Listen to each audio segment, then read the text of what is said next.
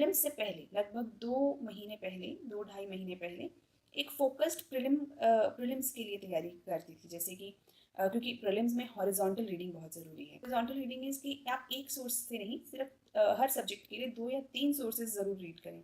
जैसे आप हिस्ट्री पढ़ रहे हैं तो ये नहीं सिर्फ स्पेक्ट्रम से पढ़ें, तो आप एनसीईआरटी भी पढ़ें, स्पेक्ट्रम भी पढ़ें, और भी जो 2-4 मटेरियल्स आपके हाथ लग जाएं आप उन्हें पढ़ें। क्योंकि मल्टीपल चॉइस क्वेश्चंस के अंदर हमें ये एडवांटेज होता है कि आंसर उस 4 ऑप्शंस में से एक ही है।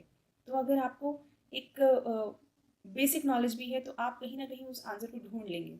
आप एक कैलकुलेटेड गेस कह लीजिए, कैलकुलेटेड रिस्क कह लीजिए, वो लेकर भी आप अपना आंसर ठीक कर सकते हैं। So I would always suggest go for an integrated preparation, but before prelims 2 महीने या 2.5 महीने आप डेडिकेटेडली प्रीलिम्स की तैयारी के लिए दें। लेकिन ये बात ये है कि हर हर कैंडिडेट का अपना एक तरीका होता है और उसका एक अपना कैलिबर होता है।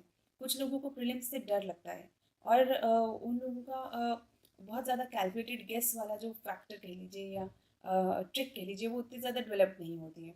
सो इन दैट सिनेरियो आप 5 से 6 महीने भी डेडिकेट कर सकते हैं प्रीलिम्स के लिए। प्रीलिम्स से पहले 1 महीना आपको बहुत अच्छे से मैनेज करना होता है ताकि आपकी परफॉर्मेंस इंक्रीज़ हो। क्योंकि पढ़ा आपने लिया है, लेकिन कहीं ना कहीं आपको अपनी परफॉर्मेंस को और रिफाइन करना होता है उस 1 महीने के अंदर। जैसे कि टेस्ट सीरीज़ अक्सर कैंडिडेट्स ज्वाइन करते हैं, मैंने भी करी थी। सो आप टेस्ट सीरीज़ ज्वाइन करते हैं तो उस सिचुएशन के अंदर आपको सिर्फ टेस्ट देना नहीं है, उसके बाद उसको एनालाइज करके उससे अपने आप की जो परफॉर्मेंस है उसके अंदर करेक्शंस करने हैं। कहाँ कहाँ आप सिली मिस्टेक्स कर देते हैं, कहाँ आप वाइल्ड केसेस ले देते हैं, आपके नेगेटिव मार्किंग ज़्यादा हो रहे हैं कि नहीं हो, मतलब किस तरीके से आपकी मार्किंग पैटर्न को आप डिसाइसिवली अपनी डायरेक्शन में स्टीयर कर रहे हैं, किस तरीके कैसे क्वेश्चंस आप के गलत हो रहे हैं। तो उस चीज़ को आप एनालाइज करें और उसका करेक्टिव मेजर्स लें ताकि आपकी जो परफॉर्मेंस है वो कंसिस्टेंटली इम्प्रूव करे।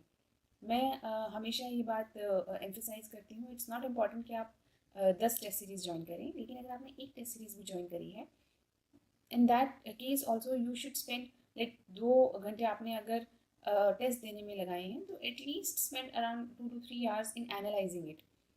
Why was this question wrong, आपके पास इन्फॉर्मेशन कम थी या आपके पास स्ट्रैटेजी में कहीं कोई गलती थी। तो इस तरीके के सवाल आप अपने हर क्वेश्चन को लेके पूछेंगे तो यू विल रियलाइज़ कि कहीं ना कहीं आपकी जो परफॉर्मेंस है हर टेस्ट के साथ इम्प्रूव हो रही है। एंड अल्टीमेटली हमारा वो जो 1 महीना है उसके अंदर आपको अपनी हेल्थ पे ध्यान देना चाहिए और